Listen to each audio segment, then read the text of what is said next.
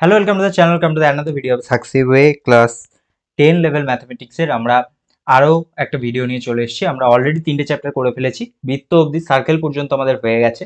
যারা এখনো অবধি সাকসিওয়ে চ্যানেলটাকে সাবস্ক্রাইব করোনি তারা সাবস্ক্রাইব করে নাও, এবং ফেসবুক পেজটাকে যারা ফলো করোনি বা লাইক করোনি তারা করে রাখো, কারণ পরবর্তী ভিডিও কখন কি আসছে তার আপডেট তোমরা সেখান থেকে পেয়ে যাবে। তো চলো দেখি আজকে কি কোয়েশ্চেন রয়েছে। আজকে আমরা আয়তঘন চ্যাপ্টারটা শুরু করছি, ঠিক আছে? কিউব। তো আয়তঘন চ্যাপ্টারটার দেখো, আয়তঘন চ্যাপ্টারটার বেসিক্যালি যে ফর্মুলাটা খুব বেশি কাজে লাগে, A square plus B square plus C square, ঠিক আছে, ওর বাহুগুলো। আর যদি এরকম থাকে লেংথ, উইডথ, হাইট, ঠিক আছে। তো এরকম ভাবে যখন যেরকম লাগবে তখন সেরকম ইউজ করতে হবে। তো যখন দেখি ফার্স্ট কোয়েশ্চেন দিয়ে বলছে একটি ঘনক কিউব প্রতিটি বাহুর দৈর্ঘ্য বলছে এক্স একক হলে প্রতিটি তলের কর্ণের দৈর্ঘ্য কত হবে?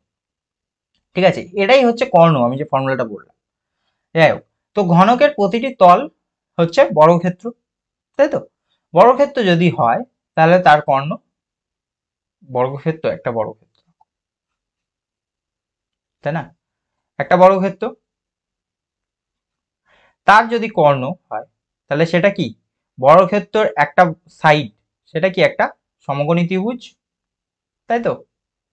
তাহলে এই কর্ণটার এইটার দৈর্ঘ্যটা যদি আমি নিতে যাই তাহলে এইটা আর এইটা সমকোণী ত্রিভুজের মতন করলেই হবে, তাই তো? তাহলে root over x square plus x square দুটো হবে, মানে এক্স রুট 2 একক, ঠিক আছে। একটি কাঠের বাক্সের দৈর্ঘ্য বলছে 13 সেন্টিমিটার, লেংথ বলে দিয়েছে, দৈর্ঘ্য বলছে 13 সেন্টিমিটার, প্রস্থ, ঠিক আছে, প্রস্থ বলছে যে আমাদের 12 সেন্টিমিটার,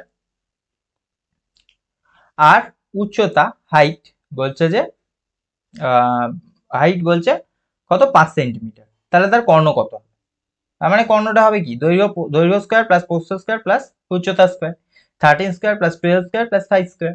তার মানে 13 স্কোয়ার 169, 12 স্কোয়ার 144, আর 5 স্কোয়ার মানে 25। যোগ করে রুট করবে, দেখবে 13 √2 আসবে, ঠিক আছে। Thank you, keep watching সাকসিওয়ে।